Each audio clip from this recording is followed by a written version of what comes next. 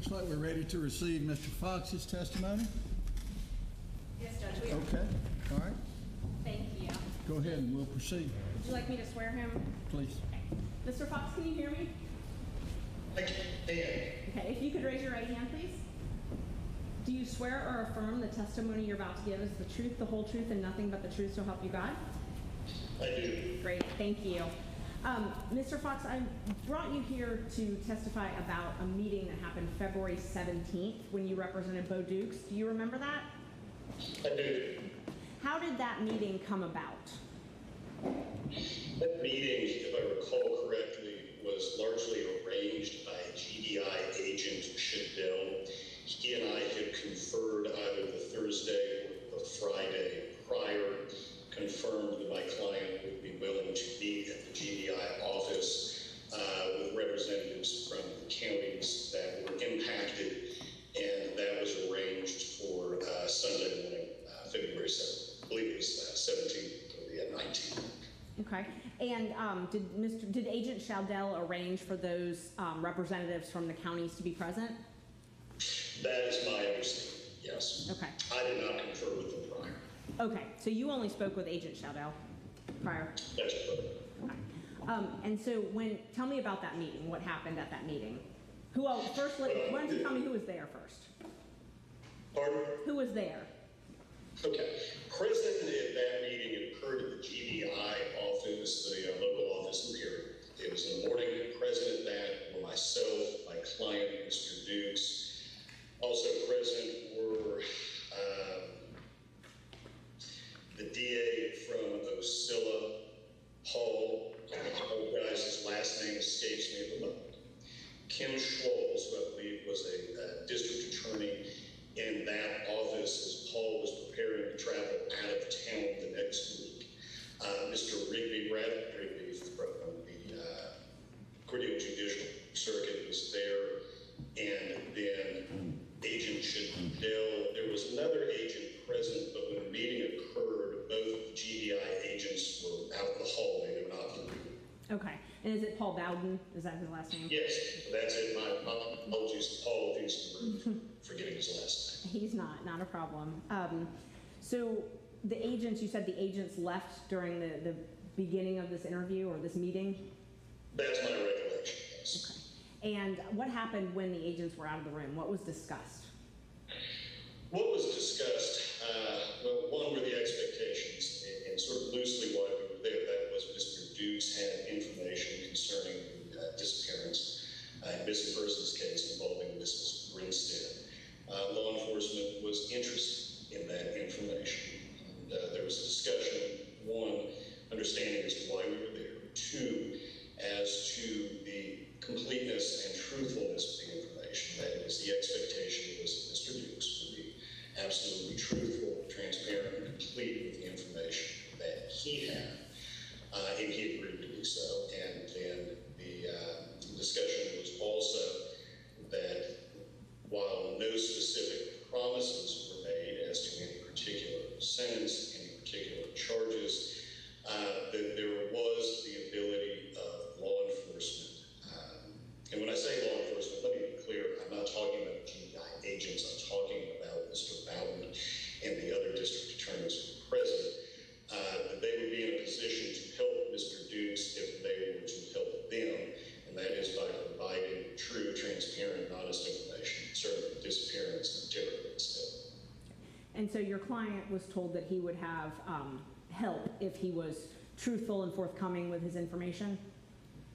That's correct, yes, that they were in a position to be able to assist him. Okay. And based on that, did your client agree to give information based on that representation from the state? That is my understanding, yes.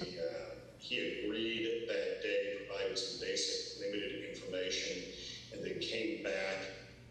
I'll apologize, I don't recall offhand whether it was the next Monday or Tuesday, but they met at length there at the GDI Perry office and gave a recorded interview. Okay.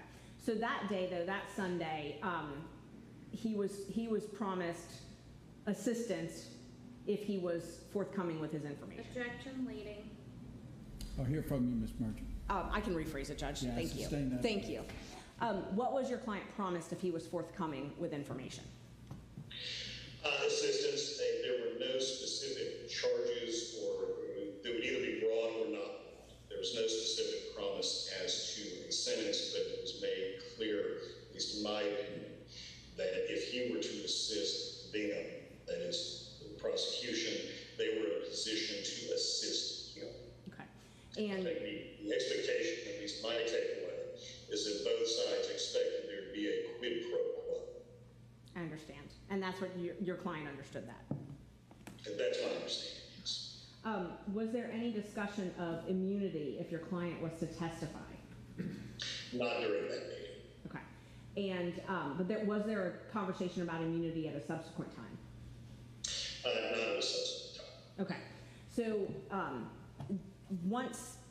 tell me about the DA's leaving and then Agent Schwalls taking over. How did that transpire? Well, I recall correctly, after we had a discussion, everyone understood that they were on the same page, at least in terms of the expectation of honesty, providing information, assistance being provided as a result of that.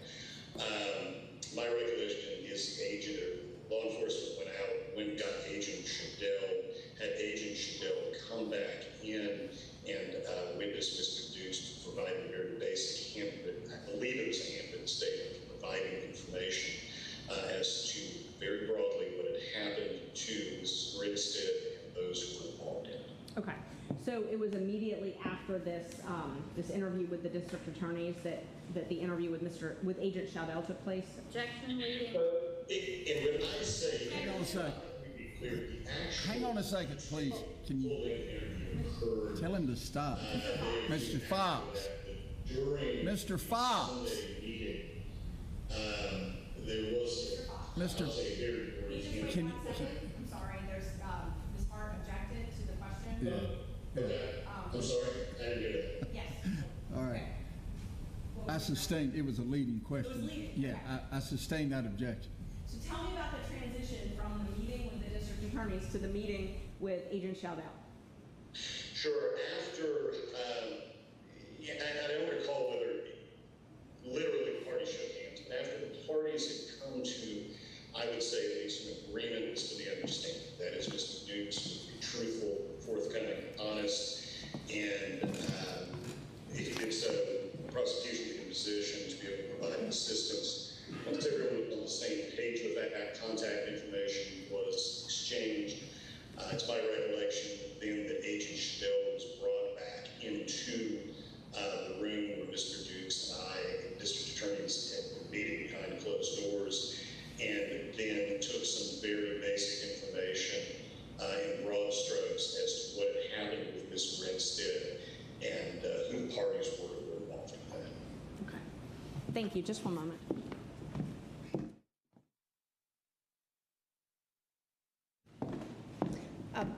Other than this meeting, was there any other meetings with the district attorney's office? Not that I recall. Okay. So you left that meeting. What did you leave that meeting thinking was the agreement? Well, I left that agreement, and I can't speak for my client, okay, but I left that agreement with the understanding and the impression that if Mr. Dukes were to provide the information that had been requested, that is, providing the information he had, the names of those who were involved, and being truthful about it, that they would then assist him. Again, that is this assistance was not specified, but it was also very clear, at least in my opinion, that law enforcement, the district attorney's office, recognized the value of the information, provided the value of bringing closure to Mrs. Grinstead's case, and they were most interested in obtaining that information and resolving the matter. Is that you then went into an interview with your client after that? That's correct. Okay. Was that interview based on your decision to do that interview? Was that somehow based on the conversation that you had with the district attorney's office? In my opinion, it was, yes. Thank you. Thank you, Judge. sure exactly where I need to stand for you to see me. There we go. Mr. Fox, how are you today? Oh, well, how are you? I'm doing well, thank you. I do have a few questions for you. Going back to the meeting that occurred that day, prior to that particular meeting, you had actually been, I don't know if the word retained is correct, but you'd been spoken with about representing the defendant by a lady named Brooke Sheridan, correct? Correct. And you knew Brooke personally, is that right? When you say defendant, you mean Mr. Dukes? I apologize, yes, your client, Mr. Dukes. Brooke Sheridan is the one who introduced you to Mr. Dukes, correct? That's correct. And you understood at the time that this meeting was scheduled that it was scheduled because Bo Dukes had already indicated that he wished to cooperate with law enforcement, correct? That was not my understanding. My understanding was in talking with, after conferring with Mr. Dukes, conferred with Agent Schwalls, who had contacted Mr. Dukes prior. I believe it was after, I may have this wrong, it's been several years after he had obtained, I think, information from Brooke Sheridan. We had talked, indicated he would arrange the meeting. He had reviewed my notes. He at that time had indicated that there was some discussion, potentially community, that again was not discussed that Sunday. But my understanding was that after conferring with Mr. Dukes, he wanted to talk to law enforcement based on our discussions, not that he had previously promised law enforcement he would sit down with him on Sunday, I believe it was the 19th of 2017. Okay, so, and perhaps my question was asked poorly, but the entire purpose of that meeting on that Sunday was because Mr. Dukes wanted to speak with law enforcement, correct?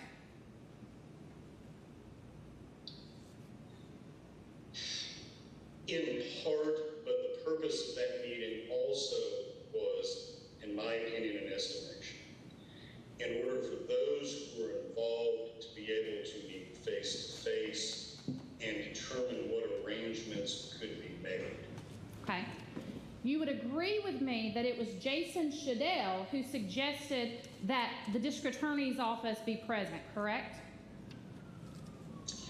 I can't speak to that. My understanding in talking with him is that they would be present. Okay. Of course, I was fine with that because Agent Schwalls, while he has a lot of powers as a GDI officer, certainly can't promise or not promise prosecution. So simply sitting down and talking with Agent Schwalls, while that would have been talking with law enforcement, would not have been a conversation with one who had the ability, one way or the other, to be able to make or confer any type of benefits. But you never requested the district attorney's office be there, correct? No, because I believe Agent Schwalls, when we had talked that Friday or Thursday, indicated he would arrange for a meeting with the district attorney's office. Okay. Now, in that meeting, you would agree with me that there was never any deal offered to your client, correct?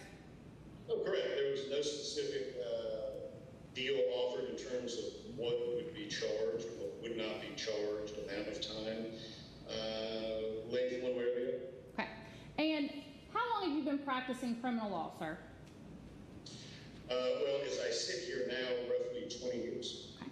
You would agree with me that these sorts of interactions related to whether or not someone wants to assist law enforcement are pretty common, correct?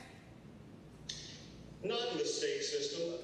I would say in the federal system, yes, but unlike the state system, federally we use a proffer letter that explains the exact rights that are actually signed by all parties. So, now, that may just be the nature of my practice, but I don't recall many meetings, such as the one with Mr. Dukes, where the actual district attorneys involved would sit down and meet with the defendant prior to any discussions with law enforcement. So in your practice, as it relates to the state system in Georgia, this was a novel sort of meeting for you?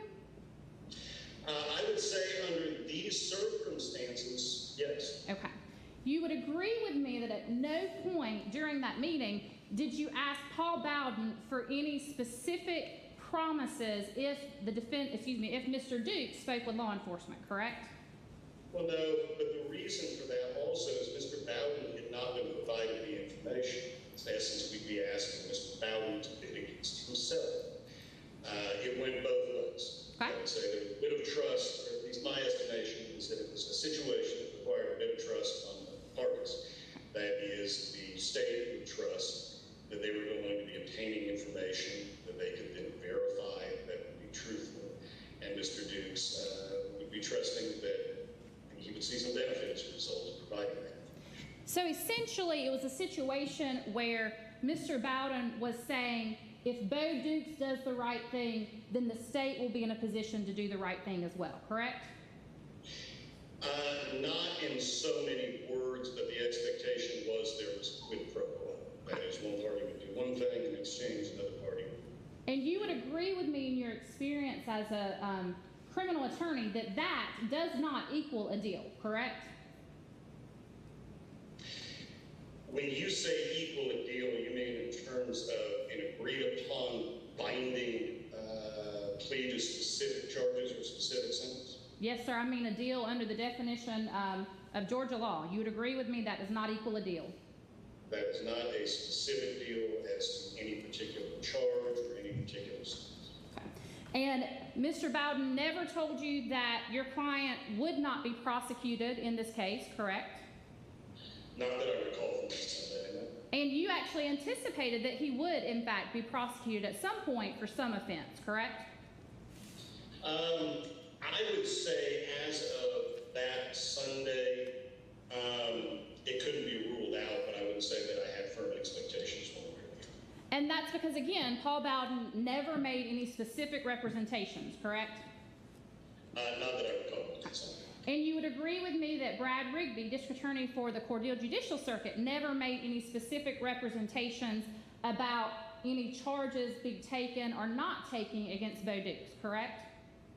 No, the only thing I remember Mr. Rigby saying was something to the effect of he was fine going along with whatever Paul Bowden wanted to do, since it was more or less an Ocilla type case, and that he would be willing to go along with it as long as it was something that he just couldn't do.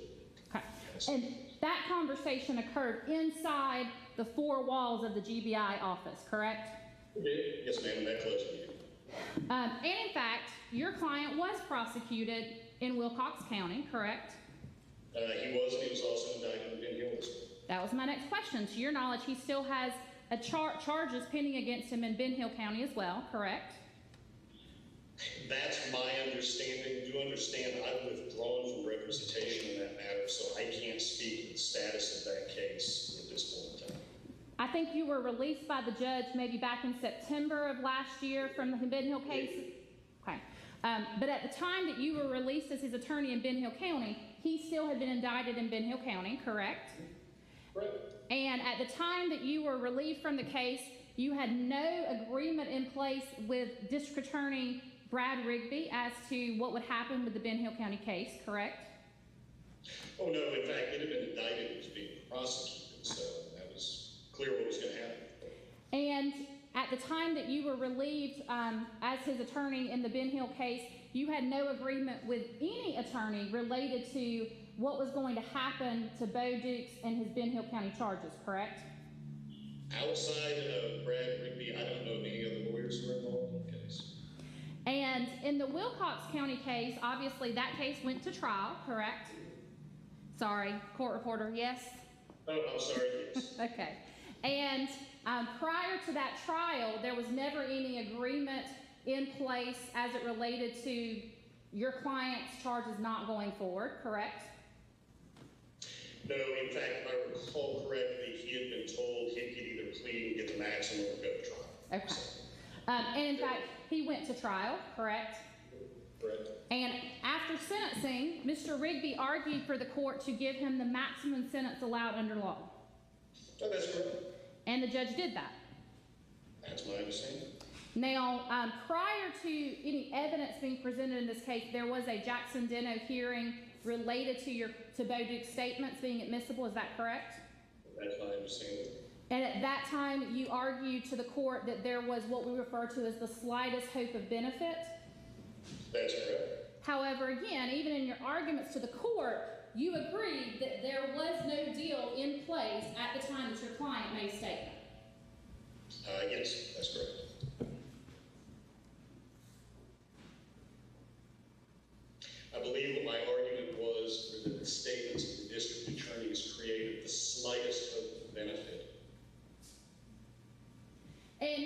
would agree with me that that's a different standard for whether or not there's an actual deal in place legally. Mm-hmm. I do. Okay. And obviously you were unsuccessful as it related to that particular Jackson Deno argument. Well, the court admitted both statements that were issued. Thank you. So essentially, if I understand your testimony, it is that at the time that you left that meeting on that Sunday, the only idea that you had was that if your client was cooperative and told the truth, that there was a possibility in the future that he might receive some sort of benefit for that, correct? Yes, with the exception of the word possibility, because that was not a word that was used that Sunday. What was said that Sunday was, if your client is truthful with us, there will be a benefit to him. Not that there would possibly be a benefit to him. So my expectation when I left that meeting Sunday was that if he did what the state had asked, was transparent, truthful, and honest about what happened to Ms. Grinstead, those who were involved, and providing information that would allow for the case to be prosecuted, he would receive a benefit. And that was my understanding when I left that. In fact, what Mr. Bowden said was that if he did those things, that he would be in a position to help. Is that correct? I don't recall that specific. Okay. Or I don't believe it was in my notes from the meeting that day. You don't believe it was in your notes from the meeting that day? That's correct. So you have notes from the meeting that day? I have very basic notes as to who was there, yes. Have those been provided to defense counsel in this case, the Duke case? Not that I'm aware of, but they've also never been requested. That was going to be my question, was if they had requested them. Have you had a chance to review those notes prior to today? Am I? Yes. I'm sorry, I didn't hear you. Sorry. I had reviewed, yes, I have. Okay. And again, when it comes down to it, as of today's date, or as of the last time that you represented Bo Dukes, there is no deal in place for him to receive any lighter sentence, correct? No. Okay. Now, just a moment, Judge.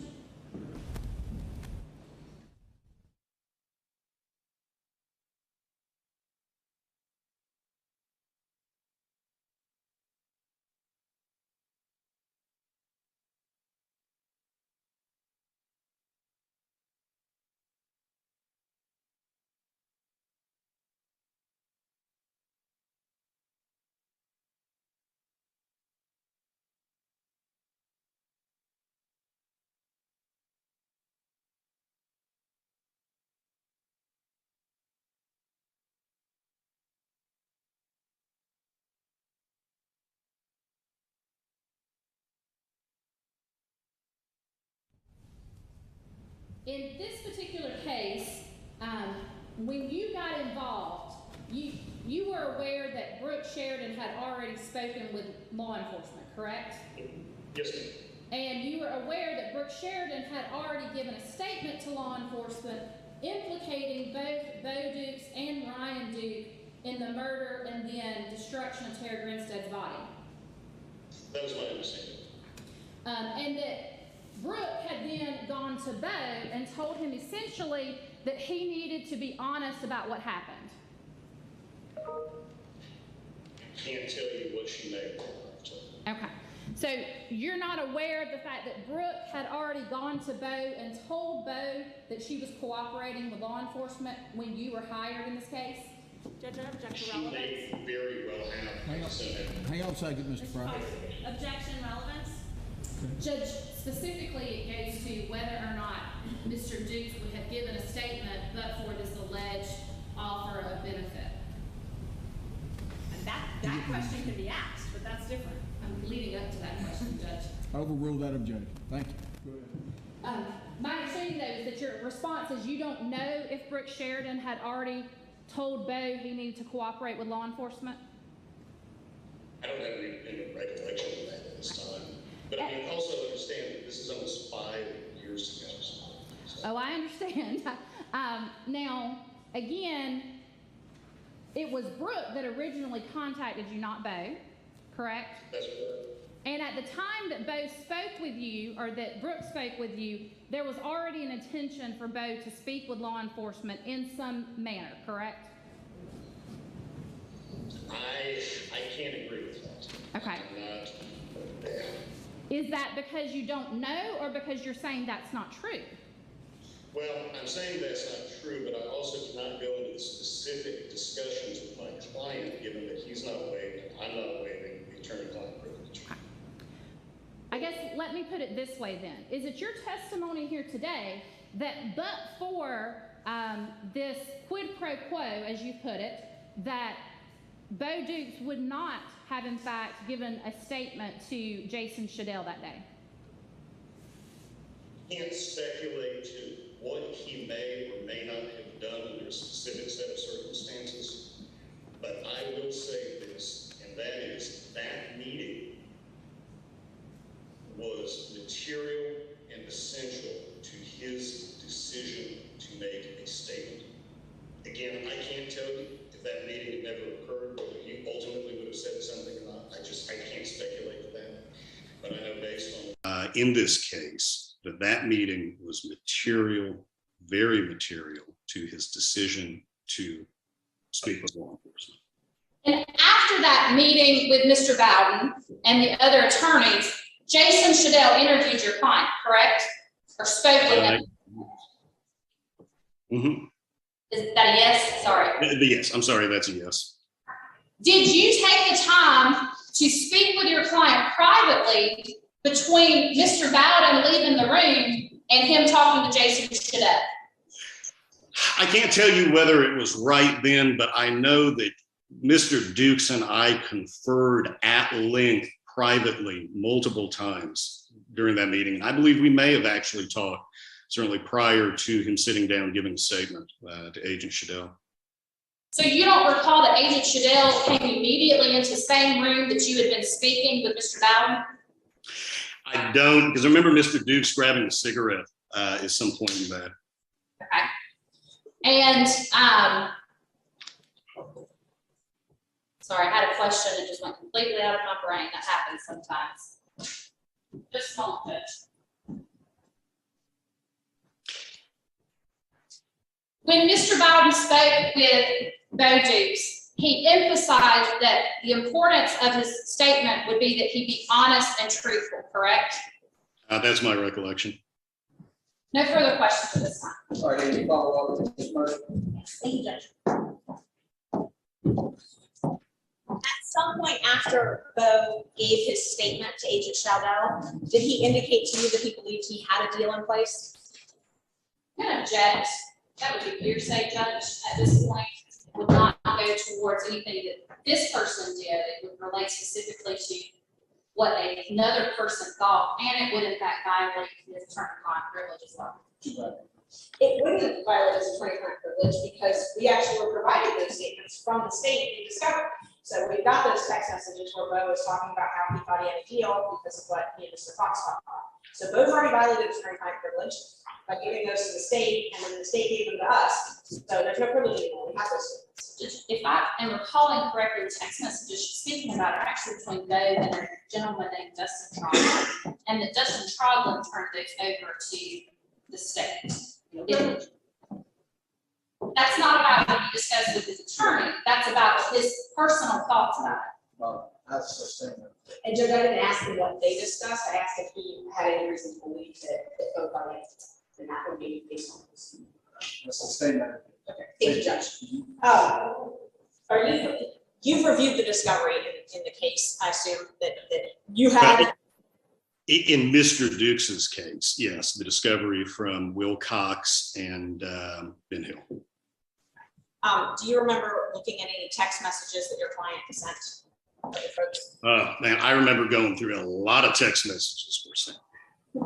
Do you remember anything where your client indicated that he thought he had a deal? I remember seeing text messages to that extent.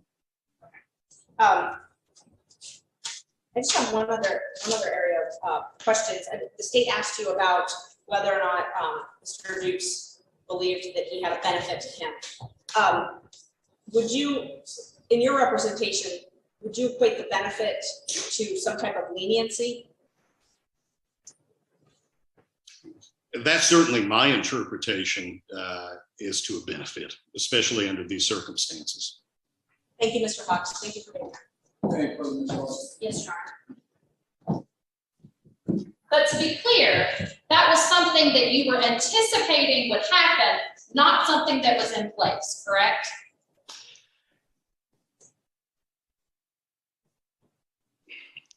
Yes, but to the extent, well, yes, that is, if your question is, was there a specific benefit promised that day? Leniency is towards a sentence, specific charge. No. Okay, as to something specific. But if the question is, was there a promise as to a benefit? My opinion would be yes, there was. That was my takeaway. At no point during that meeting did you ever ask Paul Bowden to give your client what we refer to as transactional immunity, correct? No, I didn't. At no point during that interview did you ask District Attorney Brad Rigby to give your client transactional immunity? No, I didn't, but largely because immunity works very differently in the state system than it does in the federal system. And quite frankly, how binding that would be on an office versus the person who makes it remains debatable in my mind. So no, we did not ask for a written immunity agreement. But you understood that Brad Rigby, who was in the room, was the District Attorney of the Court of Judicial Circuit, correct? Mm-hmm. Yes, ma'am. And you understood that Paul Bowden, who was in the room, was the District Attorney of the Tifton Judicial Circuit, correct? Correct. And to your knowledge, those are the only two circuits that were involved in this case, correct? Based on the information that I had at that time, yes. And in fact, the information you have at this time is still that those are the only two circuits that were involved in that case, correct? Correct. Now, I want to be clear, did you and Mr. Bowden ever discuss whether or not your client would get use and derivative immunity if he testified either at grand jury or a trial? No, Mr. Bowden and I did not have that discussion. So you don't recall ever asking Mr. Bowden about that?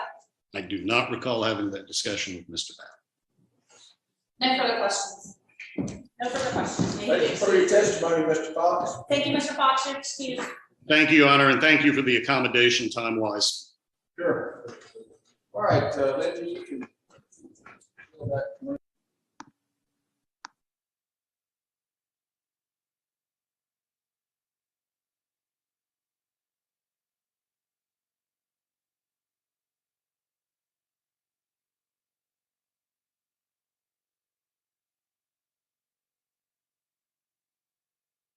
Ago, that I haven't asked him about those dates. He did say he is available Thursday afternoon from 3:30 on if we wanted to take the testimony via Zoom. This Thursday, day after tomorrow. Yes, sir. You had said you weren't available Friday. You asked me about Thursday, and so I asked him that question. So which, Judge, which dates are you asked? I did not see the email. I apologize. I didn't check my email at lunch. That's all right. Tuesday afternoon and Wednesday afternoon. That would be the 15th and the 16th? Yes. Okay. I am wide open both days. Or she has now brought up from Agent Shadell Thursday afternoon via Zoom. I'd rather do it in person, Judge, because this one I do anticipate having to show documents, which is sometimes difficult via Zoom. So we are available next Tuesday or Thursday, Tuesday or Wednesday at the court's pleasure. All right.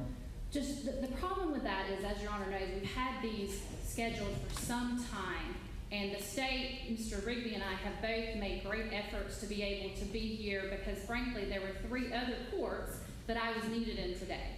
Next week, I'm also expected to be in jury trials in Wilcox County. We have grand jury on Monday, we begin jury trials on Tuesday.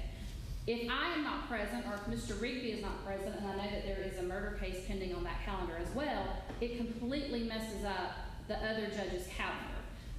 So we are asking the court to do this on Thursday via Zoom. At this point, although I didn't feel the need to go into this earlier, I would submit to the court that the person at fault for Agent Shadell not being here today is the defense counsel. And so we would ask the court not to have it, not to require us to completely rearrange our schedules when we have gone to great effort to be available today and tomorrow. And we would ask it to be this Thursday in the afternoon. He's going to make himself available. That was what Your Honor asked me, and so All right. That's what we would ask. Let's, we'll talk about it finally before we adjourn, and I'll let you know. All right, what else we need to hear at this time? The true or little motion? Yes, Your Honor, and Your Honor, so you do have a copy of my motion for judicial notice that was filed last Tuesday, I believe. I do have that, right. It's my understanding that defense counsel may not be objecting to Your Honor taking judicial notice, and I provided them with the a paper copy of the order that I had, proposed order I had attached to that email, except I corrected the typo. I understand that they may be in agreement with that, but I'll let them speak to that. I don't have that order. I have a copy of that proposed order, Judge. Mr. Gibbs, is this yours? Yes, Your Honor, it is. Okay. We have agreed with the state, I guess, to consent to the entry of this proposed order. Okay, here you go, The Mr. Park. copy she just handed you. The only thing we did ask is, as we discussed during the recess, some prior versions of the order that we'd circulated earlier in the case had a specific listing of the testing reports that have been done in the case. And so we simply asked the state if they would, verify with us on the record that they, will not submit any additional testing, any additional true or little testing in the case prior to trial. And that if they do so, if that comes up again, then we of course would reserve all objections to admissibility and otherwise. Of any future testing? That's right. The testing is sort of in the case, but the reports they produced to us so far, if that's sort of the limited universe of the true or little testing, then we will consent to that order with respect to all of that testing that's been done. Anything in the future, though, we would reserve all applicable objections. And Judge, I guess let me speak. At this point, the state has no intention of any future true or little testing or testing otherwise. I don't want to state in my place it's not going to happen because crazier things have happened. That's right. However, I will agree that if there is any future true or little testing, that this order would not be binding on any future results. Sure, I think that's what he said. That's right. That's right. All right, We'll do you agree on have that. an original of this? That's yours, Judge. All right, well, let's all sign it.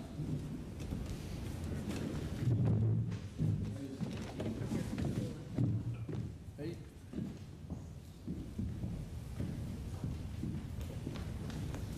Hey.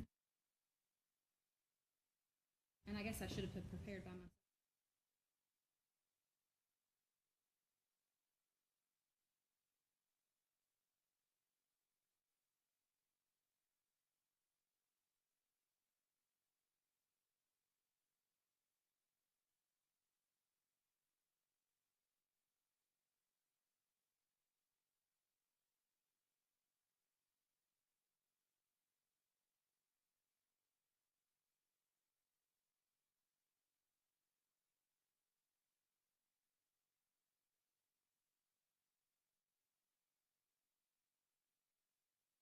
All right, Before we move on, just to be clear, we had the two witnesses here for the Parker hearing since about 10:30, 11. They can leave. they can leave. Perfect. Thank you, Judge. All right, let's see, I guess we're swapping over now, Ms. Hart, down your list. Motion to exclude inadmissible expert testimony. Yes, Your Honor, and that is actually Mr. Rigby is handling that. He has stepped out for just That's a all right. moment. What Apologize. about motion to exclude inadmissible character? State's ready for that. All right, y'all ready? Yes. Now, I've read through the brief you filed this morning, I guess. Ms. Merchant, right? Are you ready to, you need some time to go over that? Your Honor, I would, if it's okay with the court, I did receive it this morning, and obviously it's rather lengthy. What I would like is just to state our position on the record, and then if I can respond to any argument from defense counsel. All right, go ahead. Just sort of to fashion what I anticipate the proposed evidence would be. Because there are a couple of different types of evidence. This is all about Mr. Hughes. This is all about motor vehicles, yes, sir. All right. Judge, there are charges pending against Mr. Dukes in Houston County, Georgia. There are two separate cases in Houston County pending. The one that occurred first in time was actually indicted second.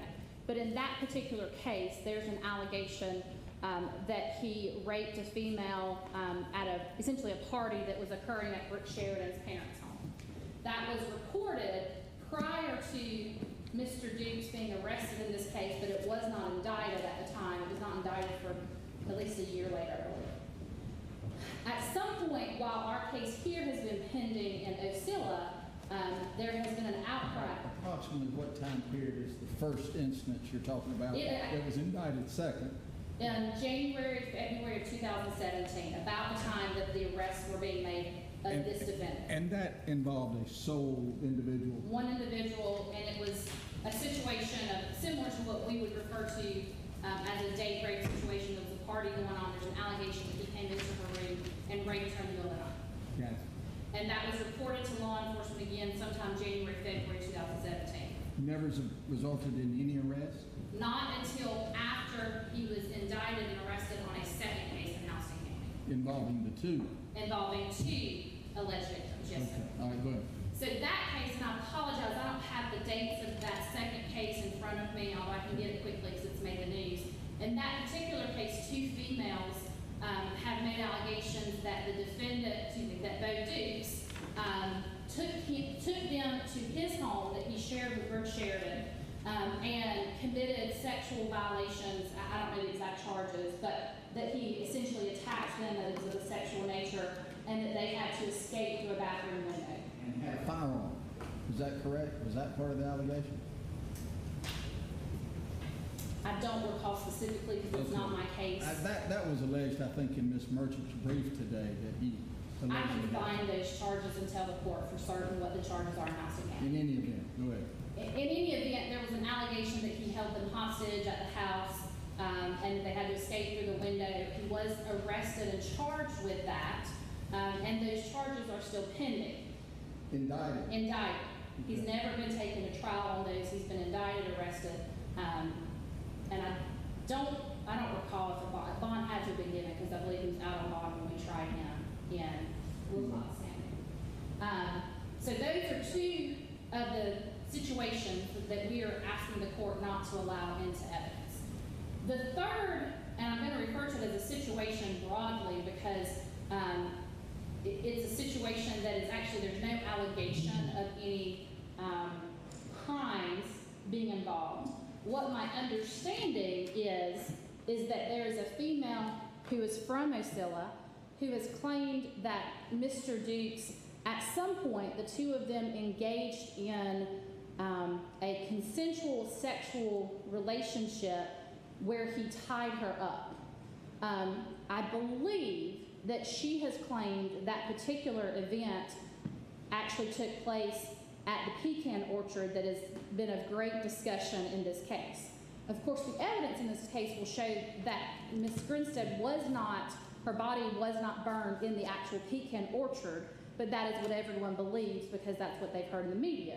This particular person, I believe, will indicate that he took her to that pecan orchard and tied her up, but that it was consensual. We are asking the court to exclude all three of those from evidence in this case.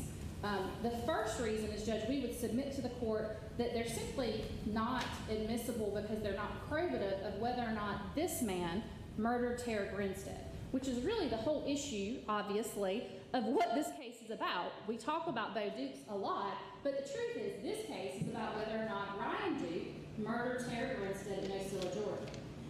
In the indictment, there are no allegations of false imprisonment.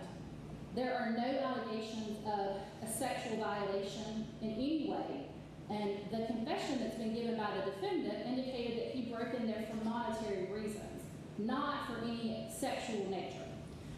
And so going into other unproven allegations against Bo Dukes, who is essentially a co-defendant or co-conspirator in this case. They're charged in different counties, but they're charged with acting in concert as it relates to burning her body in Vitriol.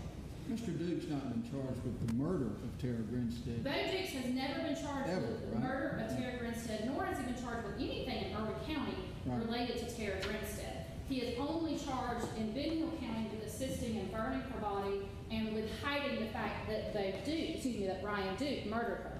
That's also what he's been convicted of, is hiding the fact that Ryan Duke murdered her. And so the state would submit that under our rules of evidence, it's simply not probative and not relevant and should not come wording my motion, I realized last night when I was researching this that under subsection 2, I put the wrong code section. It's actually 24-608.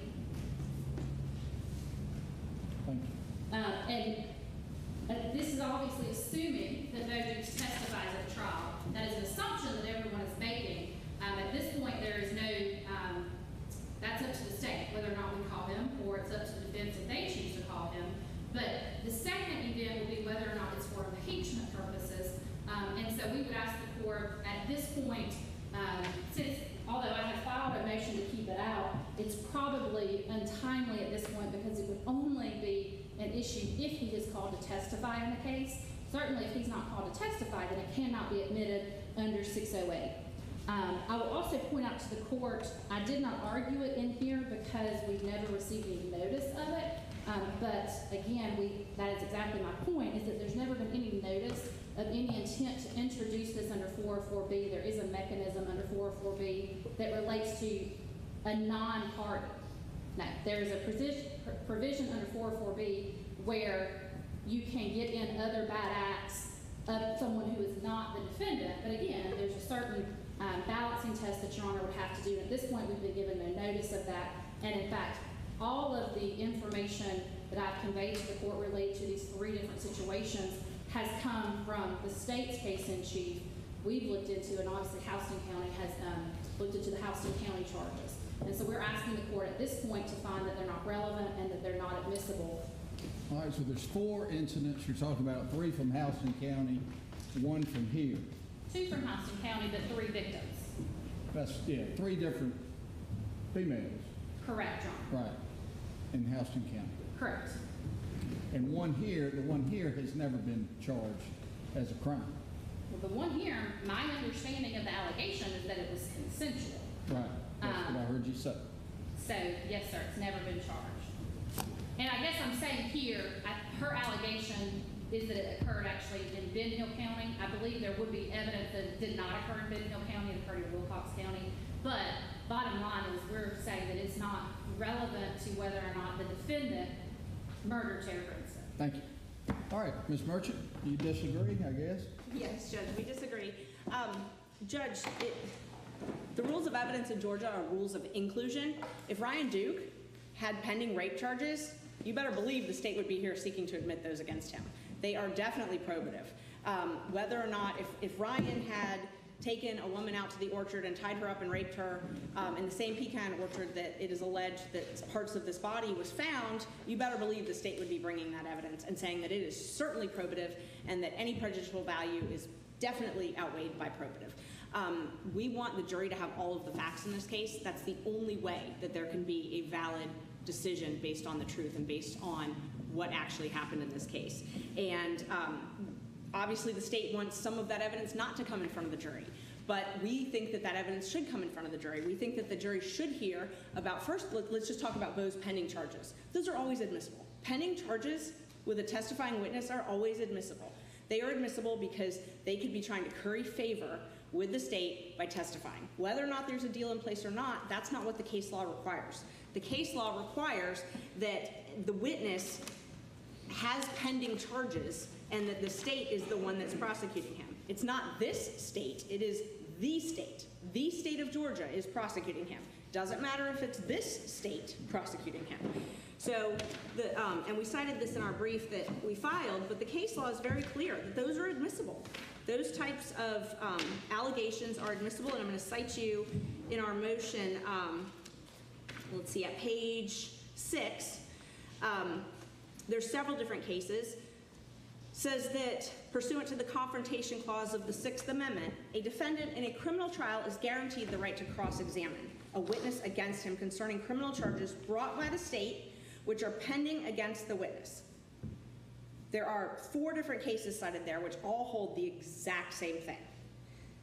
This is true regardless of whether the witness has made a formal deal with the prosecution. So it makes a difference whether the state calls them or you call them, right? No, it doesn't. Because if you think about it, what matters is his motivation in testifying. A defendant in a criminal trial, this is what you just cited to me. A defendant in a criminal trial is guaranteed the right to cross-examine a witness against him. Yes. Bo Dukes is a witness against him, whether we call him or the state calls him. He is the reason that we are here. Ryan would not be sitting here if it wasn't for Bo Dukes. He is definitely a witness against my client. I don't know that that is necessarily in dispute. The state sometimes calls witnesses that don't help them. The defense sometimes calls witnesses that don't help them.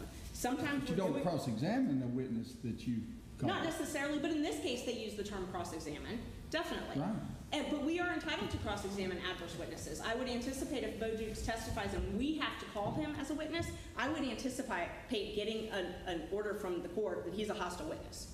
That is my anticipation. If the state fails to call him as a witness and we are forced to call him as a witness, I truly believe that he will be deemed a hostile witness and we will be able to cross-examine him. Okay. And so this will be something that we cross-examine him based on. Maybe they won't. Maybe the state will not put in any of Bo Dukes' statements or statements that Bo made to Brooke or Bo made to Agent Sheldell or Bo made to, the internet. Maybe they won't. And then we wouldn't be getting into this. But if anything Bo says comes in, his credibility is front and central in this case. And the second his credibility comes front and central, we're entitled to bring all of this. The fact that he could want to curry favor with the state doesn't mean that he has a deal in place. He has charges pending in Houston County. He wants those charges to be resolved favorably. Everybody wants that. The law assumes that. And so he would hope that by testifying that those charges would be resolved in a more favorable light. That is the curried favor argument. That is something that is always admissible. And there's two other cases that we can cite. It's error to prohibit the defense from cross-examining an alleged victim with the fact that the victim is facing juvenile delinquency charges. And we go through a very long list of analysis, but ultimately it's whether or not Bo Dukes has bias towards a party, whether or not he wants them to like him more than he wants us to like him. That's as simple as it is. And he has pending charges that the state can put him away for life in prison. Rape carries life in prison. So he would have a motivation that we are entitled to explore on the stand to testify favorably for the state. So we would definitely be able to introduce those just based on that. Not even getting to That's the if they call him. No, that's if he's a witness. That's if he's a witness. We're able to impeach our own witnesses. Both sides can impeach their own witnesses. That's the law. There's no law that says If you're only if they surprised by their testimony, right, you can impeach them. we can impeach our own witnesses to take the sting out. We can always impeach our own witnesses just to take I mean, we call it in slang to take the sting out, but I mean, there's ways. And you've got to understand, Judge, this may, if the state doesn't put in a single word spoken by Bo Dukes, then this may not come into play. But they filed We wouldn't this. be here without that, just like you said. And I don't know. I don't know what the state plans on introducing. So this may be moot, but the state filed this to keep this out. So I would anticipate, if they're trying to keep us from being able to question Bo about it, that Bo is somehow going to come up in our trial. And if he does come up in our trial, we're entitled then to introduce this. So it could be something that you reserve ruling on until that time comes. Well, I want to read your brief. I just got it this morning too, so I have not had a chance to study it or read the cases. Thank you. And we tried very hard. We didn't know because the state didn't identify the specifics. Like I didn't know about this other instance that I didn't know what they were referring to. Well, your brief brings up this federal case against Mr. Dukes, I guess, yes, which is apparently not something that you're... If he testified, it's a federal conviction, he would absolutely could be impeached with that. It's a felony federal conviction. So that would be admissible if he testifies for either side. I agree with that. That's why I've not mentioned it. Okay. All right, anything further, Ms. Merchant? Judge, the other allegation, I don't know that we even know enough specifics on what the state is alleging, why that conduct in the orchard, in the pecan orchard, wouldn't be admissible, but we would submit that it would be if Bo testifies. Just like if Ryan was accused of doing something like that in the orchard, I'm sure the state would be trying to bring that forward. And so we just want to make sure that the jury has a full picture of what's going on in this case, because this is really a case of who do you believe? And as you've seen through this motion to reveal the deal, you've seen that Bo wanted to get some type of a deal and then immediately rushed to say Ryan did this immediately after that. And showing things that undermine Bo's credibility is very important for a jury to adequately being able to assess who they believe and what they believe happened in this case. And we don't have a notice requirement under 404B. So there is no, I know Ms. Hart mentioned that, I just wanted to throw that out. We don't have a notice requirement, the state does.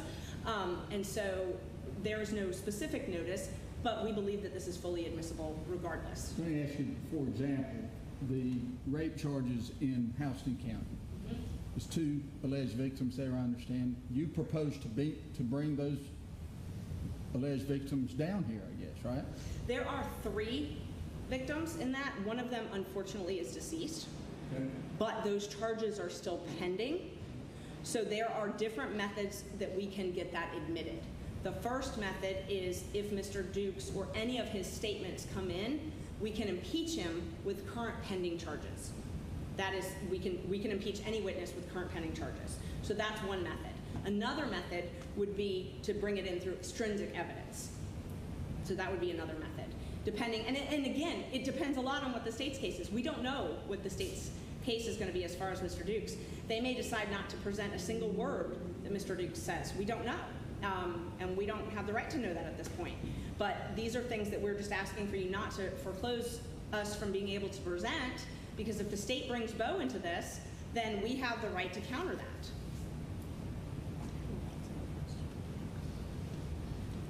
Thank you, Judge. Anything further? Thank you. All right, Ms. Hart. Your Honor, citing to Moss v. State, it's a 2016 case, 298 Georgia 613. It is a murder case. And specifically there, the defense wanted to bring in, to ask the lead officer about the fact that the victim had been shot previously. And I believe in this particular case, the trial court did not allow that. And in reviewing that, the Supreme Court talked about that a witness may be cross-examined on any matter relevant to any issue in the proceeding. The right of thorough and sifting cross-examination shall belong to every party as to the witnesses called against the party. Sure. And then it quotes another case that says that they're entitled to introduce relevant and admissible testimony tending to show that another person committed the crime for which the defendant is tried.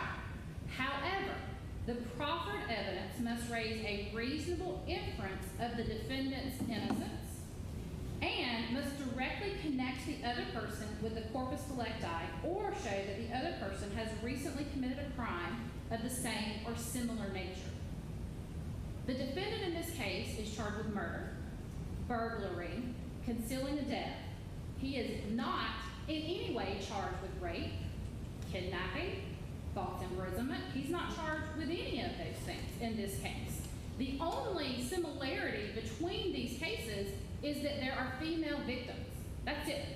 There's nothing similar about the charges pending against Bo Dukes related to the charges that are pending against this defendant. Nor does the fact that Bo Dukes has committed or possibly committed violent crimes against women take away from whether or not this defendant murdered Tara Grinstead. And so while certainly they are entitled to a thorough and sifting cross-examination if we call Bo Dukes to the stand, that does not mean everything. And every case you read says that there's a limitation. And yes, our rules are absolutely rules of inclusion, but let's be clear, we all know that there are things that don't go in front of a jury. Defense counsel says they want everything in front of the jury. Well, let's be clear, they want everything that's not incriminatory against their client in front of the jury, because there are certainly things that are in this case file that we will not be able to present in front of the jury because our rules exclude them. In this case, Judge, as it relates to the pending... What is the side of your Moss case again? 298 Georgia 613. Thank you. And again, the reason I say if we are the ones that call Bo Dukes, because at this point, Judge, we are still discussing strategy. It's our position that we can prove this case against the defendant without putting Bo Dukes on the stand, mostly because he confessed. So the idea that the only reason we're sitting here is because Bo Dukes gave the defendant's name is not accurate. This defendant was not arrested for the murder of Tara Grinstead until he confessed to the murder of Tara Grinstead. Certainly, Bowden's statement to other people that got back to GBI assisted in the investigation, but there was no warrants for this defendant, Mr. Duke's arrest, until Ryan Duke's arrest, until he confessed. And so the idea that the only evidence that we have is Bo Duke's is just simply not true. There's his statement, there's other physical evidence, there are statements of co-conspirators, there are statements that this defendant and Bo made together within a week or so of the crime, admitting that the defendant killed her and they later burned her body. There is ample evidence without Bo Duke's testimony. The biggest thing here, Judge, is they want to argue propensity. They want to argue that because Bo Dukes is charged with violent crimes involving sex against women in Houston County, that, by the way, are alleged to have occurred in 2017, which is 12 years after the murder of Tara Grinstead, that he's actually the bad guy, not this defendant. That is exactly what our rules don't allow. And as it relates to whether or not they can prove it by extrinsic evidence, again, I would cite the court in 608, which says exactly that extrinsic evidence cannot be used. If Bo were to testify, the question is whether or not they can ask him if he likes us better than them. Again, that would come into whether or not we call him or they call him, but I think it's pretty clear Bo doesn't like either side. I mean, Mr. Rigby and I tried him and got him sent to prison for 25 years. He's not big fans of ours. So the idea that he somehow is trying to favor good sentiment with us because of Houston County charges is not true. I would point out the court's question about whether or not they intend to call the witnesses. I would submit to the court that the reason that question was not answered, because at least as it relates to the second in time first indictment, my understanding is that even law enforcement in that case have had trouble locating those victims when they attempted to get the victims to come back 2 days later. And again, I've done this job a long time, that happens, but the truth is I don't believe they would be able to have any witnesses that would come in and say that Bo Dukes raped them or committed any sexual acts. They just simply want to be able to ask Bo about it, again, for propensity purposes. And so we would ask the court to disallow it for those reasons. Do you want to file a response to their motion? Frankly, Judge, because of my trial schedule, I would be asking the court to allow me several weeks to get it done, and I don't think that that's fair to anybody, so I'll stand on my argument. I'm going to study your brief and review the Moss and some other cases I can find, okay? I have an answer to your question from earlier. Luckily, my trustee law partner who's not here sent me the answer to your question. Rule 24-6-611C provides that we always have a right to call an adverse witness, so we definitely have the right to call Bo Dukes, and that we have the right to cross-examine him. And specifically, the state cannot, if the state doesn't want this bad evidence to come out, they can't avoid it just by not calling Bo Dukes. We have the right to call him, and we have the right to cross-examine him and present this evidence, Judge. 611 subsection C, Judge. Thank you. Thank you. All right, Jackson Dino hearing, that's on here? Judge, it's a Jackson Dino issue, not a Jackson Dino hearing the point. necessarily. Yeah, okay. But I am prepared to handle that if Your Honors want taking up that issue. Is there a motion? Did you just hold up a motion? Because I haven't seen anything from the state on Jackson Dino. No. Okay, so I just wasn't sure. I wanted to make sure I was. No, I don't have any separate writing. Okay. All right. Thank you. I'll hear from you. I apologize, I didn't interrupt you. No, I was just here from. As Your Honor is aware, back, and I've forgotten the exact date, but back in, I believe, September of 2018, we were here for a number of hearings. They were referenced earlier. At that time, the day prior to that, defense had requested a continuance on the Jackson Dino motion. The court denied that via, I think we had a phone conference, the court denied it. That morning, when the case was called for a Jackson Dino hearing and we had our witness present and prepared to proceed, defense counsel again asked for a continuance. I do have a copy of that portion of the transcript as well for the court, so you don't have to sift through the entire transcript. When the court again denied their motion to continue because it had been set for a Jackson Dino for some time, defense counsel then withdrew their motion that they had filed, or I should say, the motion itself had actually been filed by the prior defense counsel. As it was addressed earlier in the testimony of Mr. Rigby, however, the court is aware that simply withdrawing a motion for a Jackson Dino doesn't satisfy the requirements of Jackson Dino. We're required as the state, it's incumbent upon us to make sure that before the jury hears any statements or confessions, that the court has made a ruling that they're admissible under the law. And so we then, later on in the day, took up those specific issues. And again, I do have a copy of the relevant portions of the transcript. What page numbers are you So using? the first part is page 11. And then after that, it moves to page 29. So it's page 11, 12, and then starts on 29.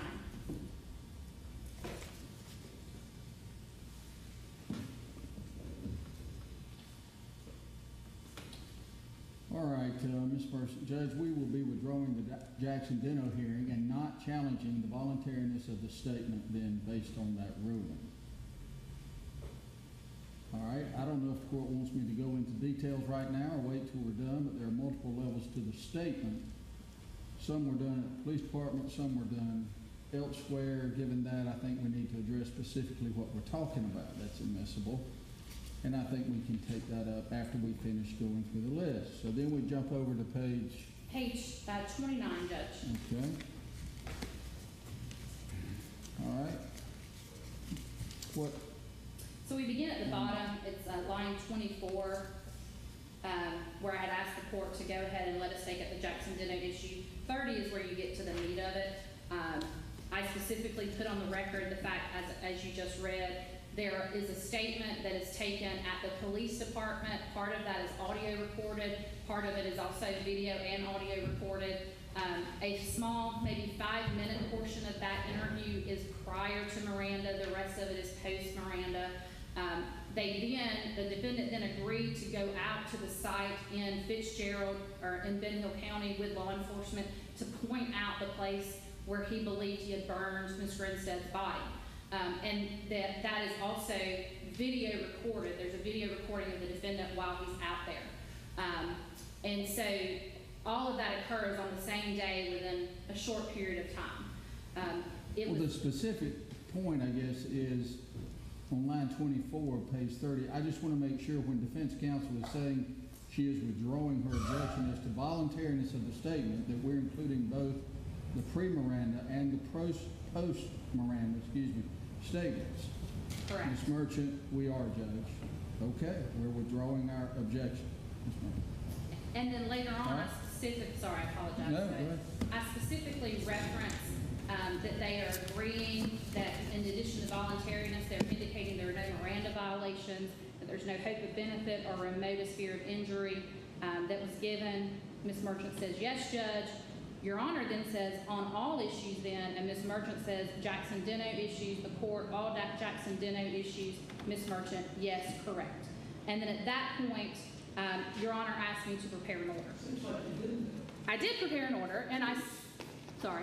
She said it, and the merchants objected to it, or Mr. Gibbs, there was some objection to the written order, wasn't I don't believe Mr. Gibbs is on the case yet, Okay. but when I sent it to Mr. and Ms. Merchant, they were not in agreement as to that particular order. I never received any response as to what needed to be taken out of the order. They just continued to indicate, well, we just withdrew our motion. We're not stipulating to all of these Jackson-Deno issues. And so we're here today asking the court to enter an order, whether it is the content of the order is consented to by defense counsel or not. Sure. I have drafted a proposed order for the court based on what Your Honor just read from the transcript, and I will allow defense counsel to take a look at that. But we're asking the court to go ahead and enter an order, not just to the fact that they've withdrawn their motion for a Jackson-Deno or motion to suppress the statements, but that these statements were voluntary, knowing, and that all of the requirements related to the Jackson-Deno issues and a statement being admissible for a jury have been waived. You know, the statement, Agent Schwalls, at some point, was it the bond hearing that he testified about the statement? Yes, Your Honor, it wasn't a bond hearing. He testified about the statement. Okay. It was never played. We testified about it. Well, he spoke about it. Yes, sir. Right. Okay. Thank you, Judge. First of all, is this my copy you just handed me? It can be your copy. I think I have another one. Okay. I'll print it. Right. I've never seen this order before, except for 2 minutes ago, so I'd like a chance to read it. The state did prepare a draft order. It was in rich text format, which when you open it in a Word program comes up very odd, and so I wrote the state back, I've written them back 4 different times, asking for it in Word so that we could put our changes in that, so it could be track changes, because you can't track changes in rich text format. You can't edit that in a Word version, and we've received no response from that, so we would have been more than happy to explain all of our objections to it, but I'm more than happy to go through those right now. The state sent us an order that has some language that's included that we did not agree to, and we do not agree to. And it looks just from a very quick glance that that's also included in this new order that they've proposed. Specifically, they say that the Let me have a copy of that too, please. Judge, and I apologize, I thought I had multiple copies, so that was my only copy. If I can give just a moment, Sure. I can make a copy. Let's take about a 5-minute recess. Thank and you, we'll Judge. get about 3 copies. Thank you.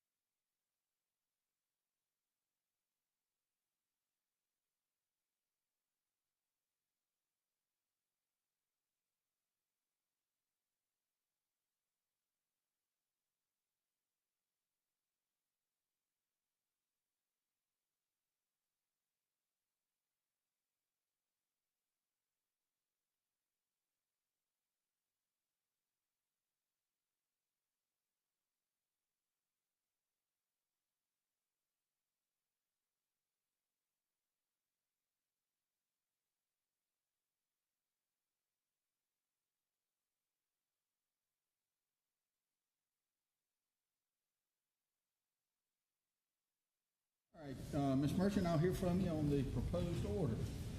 Great. Judge, there's a couple things that are in this order that were also in the state's previous submitted order that we would object to. The states, basically, they've included some language that we did not agree to and we do not agree to.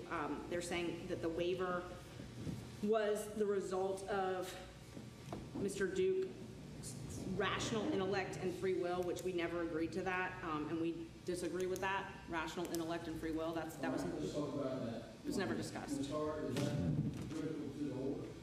Judge, I had cited to the Blackburn case, which actually predates Jackson v. Deno, so Jackson v. Deno would have incorporated this. And in order for a statement to be given voluntarily and knowingly, it in fact does have to be, that's the language from Blackburn v. Alabama and all of the cases that then cite that later.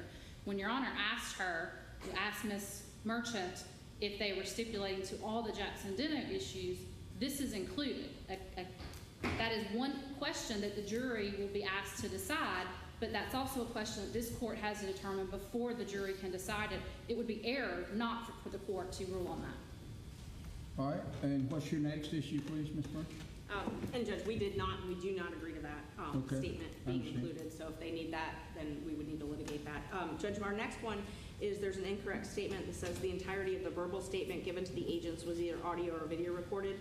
After this, we subsequently came to find out that Agent Sheldell did other interviews with my client that were not audio and video recorded, so that is not an accurate or truthful statement, and we do not believe that that should be included. There are other interviews that were done, whether they want to call them conversations, interviews, meetings, there were other ones, All and right. he's testified to that. Let's see, and that his statement was not induced by the slightest hope of benefit nor the remotest, I think it should be fear of injury, right, instead of Probably, yes, sir. the entirety of defendant's verbal and written statement given to Special Agent Shadell and Holland on February 22, 2017, both pre and post Miranda are admissible. All right, you're saying there were other interviews on that day that you were not aware of? Is that what you're saying? Yes, there were, and we had that, when we had the bond hearing, those came to light. We found out after this that there were other interviews with our client. Okay, well, what other interviews were there? There were the...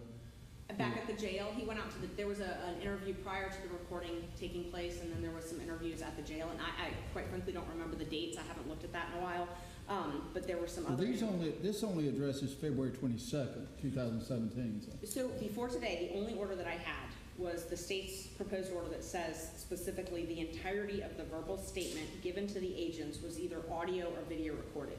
Well, that's not what this one says. And I'm not sure. I don't read it the same way, but I think that's what they were getting at, where it says the entirety of his statement given. As all I want to be clear about is that we are not agreeing that this was all he said, and this was the only interviews that took place. There were others. So I just want to make sure that goes back to my question. Others on the 22nd of February 2017 or other dates? One was on that date, I know for sure, and then there were other dates as well. All right.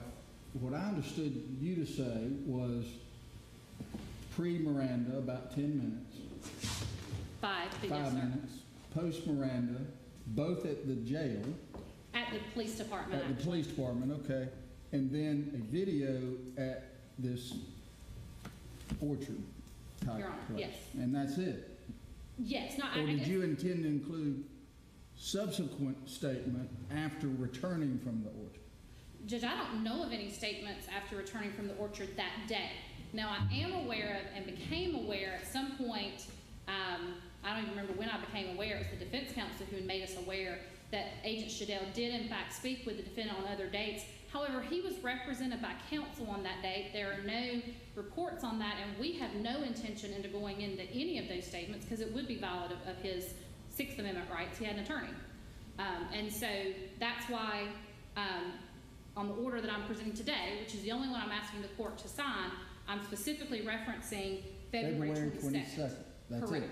And now, as to any allegations that there's evidence that there was another interview on February 22nd, 2017, I'm not aware of any evidence of that. In fact, Agent Shadell has been very clear that he turned the microphone, the audio microphone on when the defendant came in. I think perhaps there was questions as to whether or not he had the audio recording device on him when he went out, got the defendant from the waiting room, and walked him back into the room. But if anyone who's been to that police department, it's about a 2-second walk. Yeah. And so I'm not aware of any testimony, any evidence that he interviewed him prior to that recording device being turned on, and the recorded interviews would be the only thing that we're seeking to introduce at trial. All right. I'll give you the last say, Ms. Merchant, if you have any further argument. No, I don't. Thank you. Okay, thank you. Over your objection, I'm going to execute this order as prepared. Thank you, Judge. Even with the rational intellect and free will? Yes. Okay. And Judge, we would just want to make sure that it's clear that we're able to argue on the jury, in front of the jury, that we did not agree to that language, that's obviously something the jury needs to decide. We're not stipulating to that. So I don't know if the state plans on arguing that we stipulated to this and, those types of things. I'm finding you did stipulate to it. To free will and rational intellect? That is what waiving any challenge to a admissibility of a statement is. Yes, I'm making that finding. Okay. Thank you. But it'll all come up again before the jury. Anyway, they can decide whether to give it any weight or credibility. Yes, Your Honor. That's just the gatekeeper. All right. What else from the state's perspective do we need to discuss? Your Honor, we have filed a motion to exclude inadmissible expert testimony. This is through our discovery process.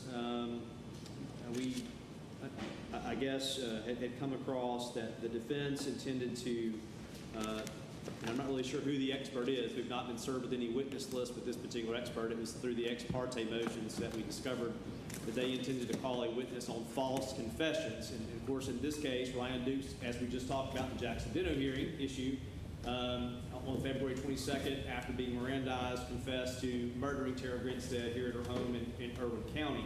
And through that confession, of course, they have, through these ex parte motions that have been heard before this court, they talked about calling a false confession expert, that his confession was gained falsely.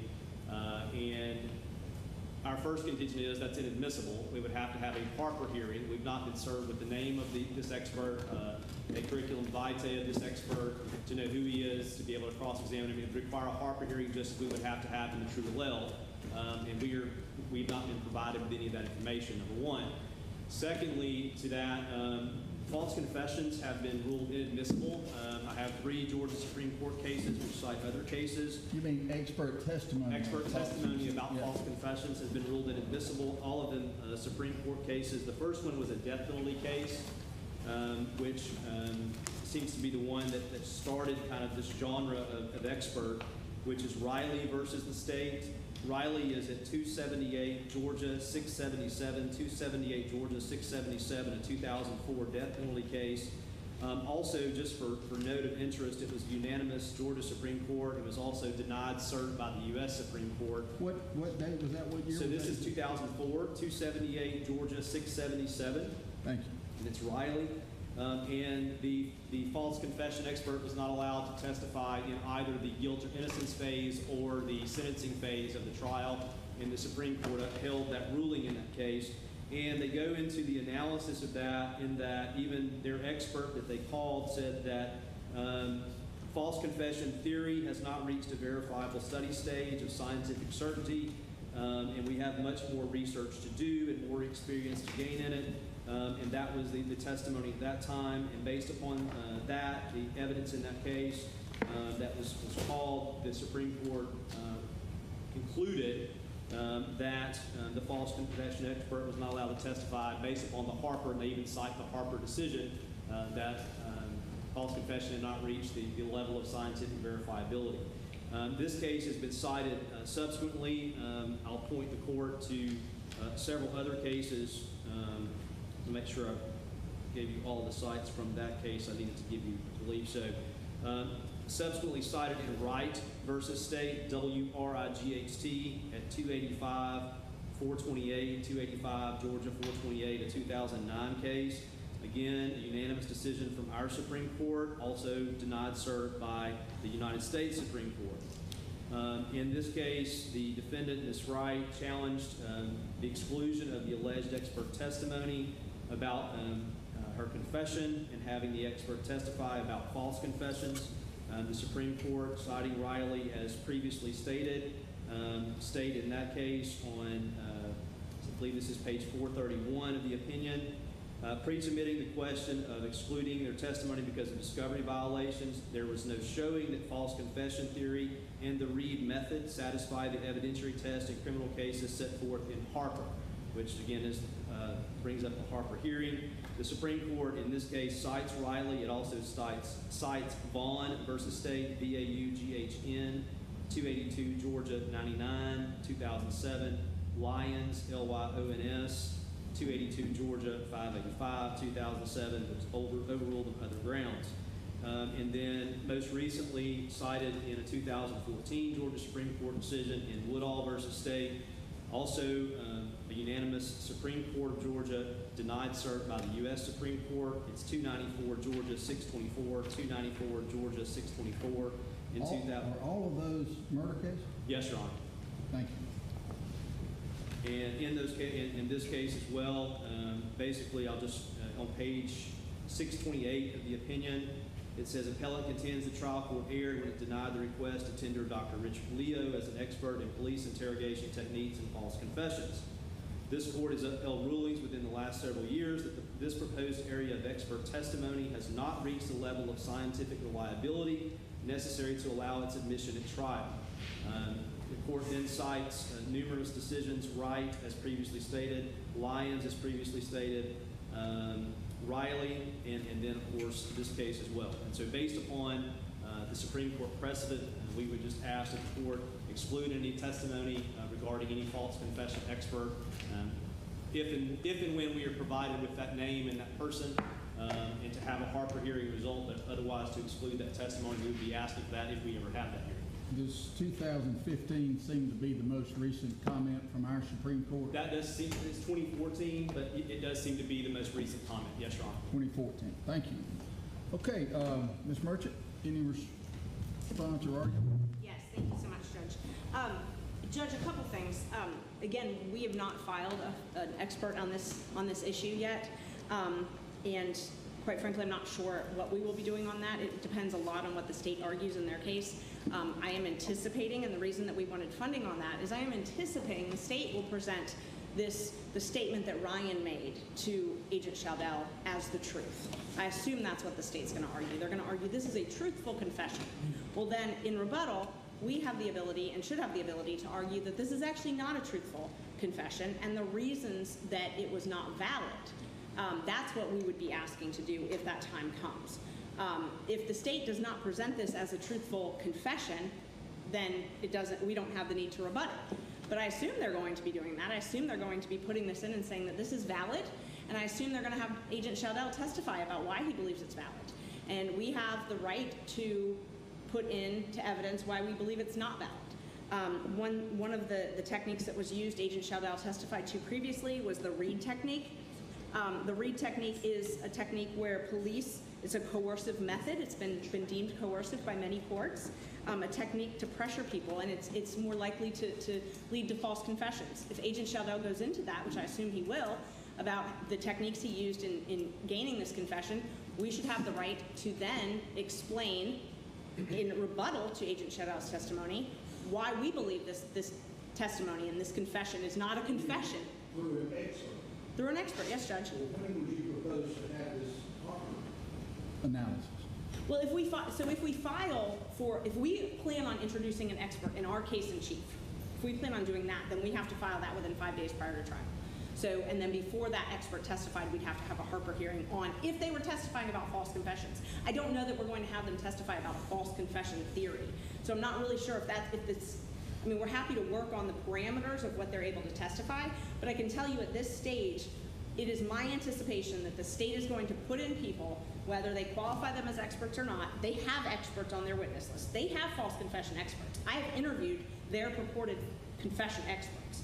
So they've got currently on their witness list experts in confessions. So we then need to be able to put up an expert to counter their expert in confessions. That's only fair.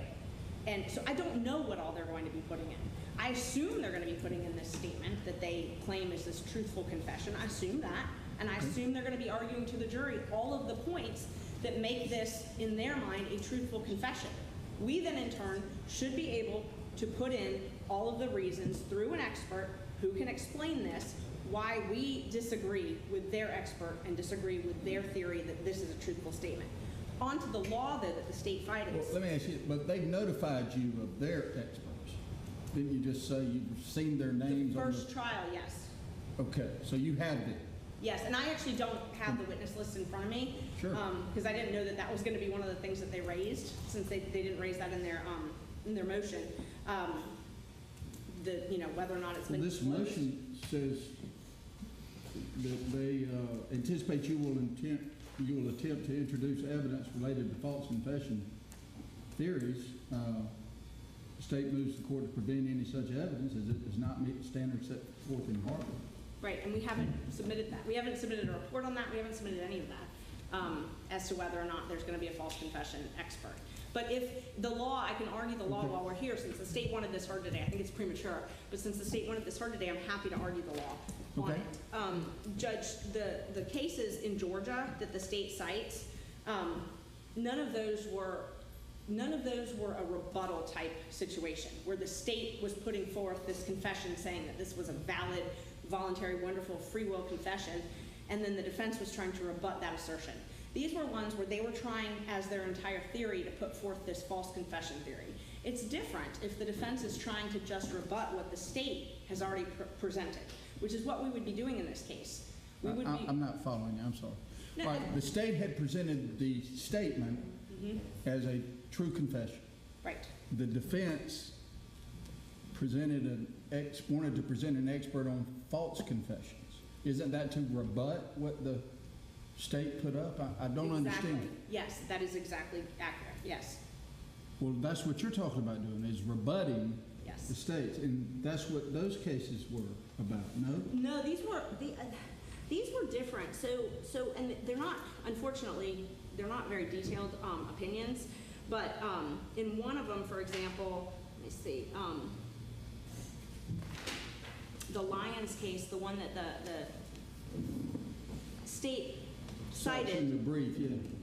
Yeah, they in that case, the defense expert was going to testify about police interrogation techniques, and that the issue of whether certain interview techniques could result in a greater likelihood of false confessions, and then asked to impart specifically about the defendant's case, and then how interrogations work. It's different, and it's hard without having the testimony before the court to explain, but there are certain things that were present in this case.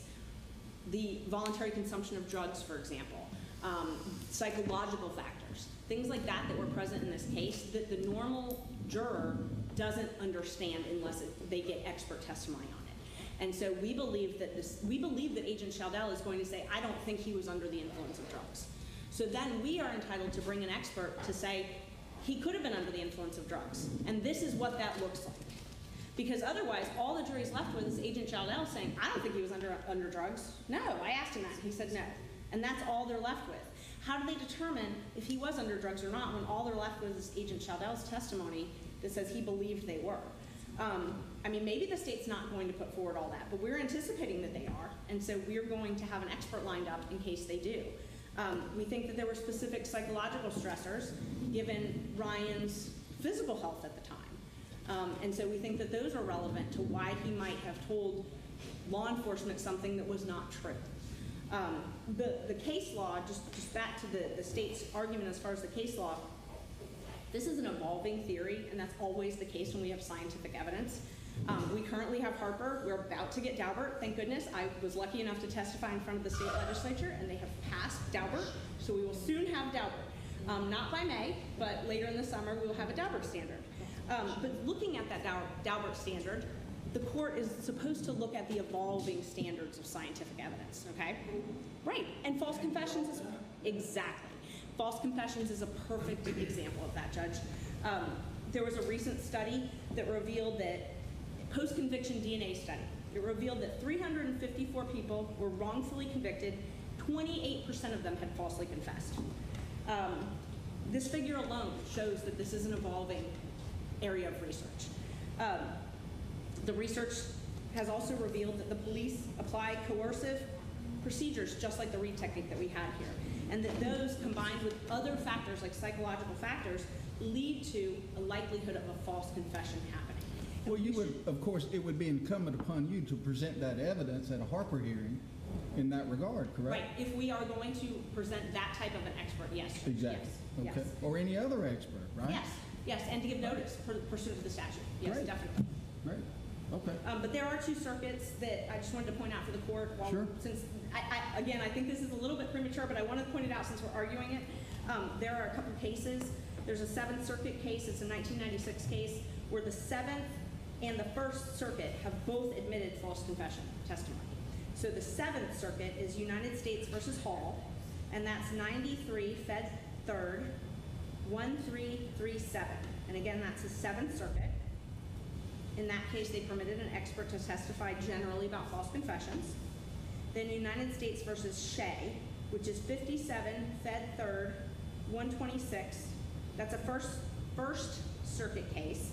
And in that one, they also permitted an expert to testify that the defendant suffered from certain mental disorders that would lead him to these false confession type situations. Were those Daubert states? They are. Everybody. Daubert circuits? I learned everybody's Daubert state with us. How about that? I think maybe Mississippi. There's one other southern state that wasn't, but Well, Daubert was specifically excluded, I think, from scientific testimony when they adopted the federal rules, pretty much, as I recall.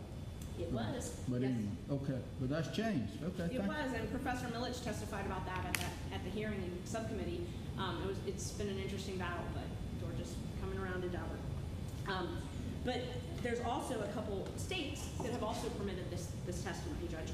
Alaska, California, Texas, and the Southern District of New York. The Ninth Circuit has permitted it, so we've got quite a bit of circuits that are admitting it. Also the Fifth Circuit, Judge. So there are a lot of different circuits, and I'm happy to cite that if we do move to admit this under Harper, which I think will still be the standard when we go to trial, submit all of those cases for the court. Okay, thank you. Well, I noticed this, it was on our list, and I noticed that this motion to exclude inadmissible hearsay testimony or expert testimony was filed July of 2021. So I'm going to go ahead and sustain your motion. If and when you decide to put up any expert evidence, we'll have a Harper hearing and may change my mind, but today your motion is sustained. All right. Would you like me to prepare an order about please, that? Yeah, please prepare an order in that regard. We Okay. have a chance to review that. I just want to make sure that the order just Sure. if you'll just copy- goes into that it's just sustained. Okay. All right. Thank you. Anything further from the state side that we want to take up today? Judge, motions, just to discuss the scheduling of Jason Shadell's testimony and how that's going to occur. All right. And also Mr. Bowden, I apologize, forgot. Yeah, before we do that, anything else? On that end, Mr. Dukes, I don't remember if I told the court yet. I talked with Ms. Mullis at the break at lunch, and she's available tomorrow. Okay. Judge, I actually texted her since then, and we may or may not be available tomorrow. We have calendar call at Wilcox, and we have trials in Chris, but we're kind of we don't know where we're going to be. But Tomorrow's Wednesday. Well, we had set aside today and tomorrow, right? it's not really me, it's Ms. Mullis that's the issue. I got you. All right. She told me that her assistant district attorney, or assistant Public public defender? defender would cover Wilcox. She was aware of those when we spoke. Okay. So she can be here tonight. That's what she told me. All right. What time? You want to start 9:30? Judge, so, two things. One, I had asked that if we were going to have any testimony tomorrow, because of people that weren't available today, that I'd be allowed to appear via Zoom. But either way, whatever. I hadn't seen that, but okay. It was one of the many, many emails that went back and forth yesterday, Yesterday, Judge. okay. Yes, sir. That being said, if Your Honor wants to do it at 9:30 tomorrow, we'll make ourselves available. All right. Let's do that. We'll see y'all at 9:30 in the morning, and then we'll decide about Mr. Shadell at that time. I apologize. I had Go one ahead. question. Yeah. And listen, I want to talk about, Simone, we need to talk about this questionnaire before again. Oh, I thought that had already gone Well, out. as of last time it was ready to go, I just want y'all to take a look at it again, and if it needs updating, it needs updating. Mrs. Ross had asked us that in an email sometime back, and I believe Right. both sides indicated that we didn't have any recent changes from the last time it went out, and that, Okay, all right, that'll be fine. We'll just go with that. Go ahead. just to be clear, just so going forward, making sure that Ms. Mullis is here tomorrow and making sure that Jason Shadell appears whenever that is scheduled for, as he is not the state's witness. I just want to be clear, the state does not intend to make sure he's present. They do have the ability to contact him. They in fact sent him a subpoena yesterday morning. And so we just want to make it clear on the record that we don't intend to get them present unless the court specifically directs me to do that. Why don't I call and see what's best for you? Do y'all object to that? Not at all, Judge, we All right. appreciate it, thank you. Have you got, can you just, somebody give me his contact I can. information? You don't have to do it on camera. Yes, sir. So just give that to me later, okay? All right, anything further then?